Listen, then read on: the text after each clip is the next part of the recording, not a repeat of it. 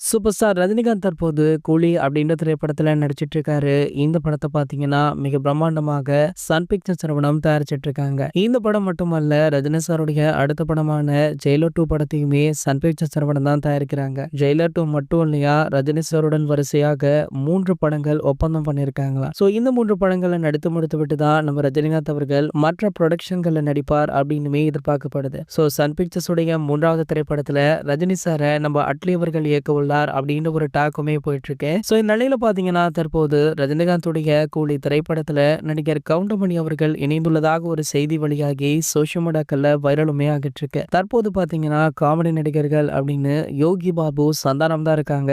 சூரி கூட ஹீரோவாகிட்டாரு. கதைக்கேத்த நாயகனாக ஒரு சில படங்கள்ல நடித்திருப்பதால மீண்டுமே அவர் காமெடி சேனல் பண்ணுவாரா அப்படின்றது ஒரு கேள்விக்குறிதான். ஸோ தற்போதுள்ள காலகட்டம் எப்படி இருக்க, அப்போதெல்லாம் பாத்தீங்கன்னா கவுண்டமணி செந்திலுடைய காம்போ தான் வேற லெவல்ல ஹிட் அடிக்கும். ஸோ இவங்க 2 பேருமே ஒரு படத்துல கமிட் ஆனா கண்டிப்பாக படத்துடைய கதைக்காக படம் ஓடுதோ இல்லையோ, இவங்களுடைய காமெடிக்காக படம் 100 நாட்கள் எல்லாம் ஓடி இருக்கு. ஸோ அப்படி உதாரணமாக கரகாட்டக்காரன் படத்தை கூட சொல்லலாம். இப்படிப்பட்ட ஒரு நடிகர் தற்போது ரஜினி சாருடைய கூலி திரைப்படத்துல இணைந்துள்ளது அவருடைய ரசிகர்களுக்கு மிகப்பெரிய மகிழ்ச்சியை கொடுத்திருக்கு. இது போன்ற சினிமா செய்திகளை பத்தி நீங்க உடனே தெரிஞ்சுக்க நம்மளுடைய தலைவர் அப்படின்ற நம்ம சேனலை சப்ஸ்கிரைப் பண்ணிக்கோங்க.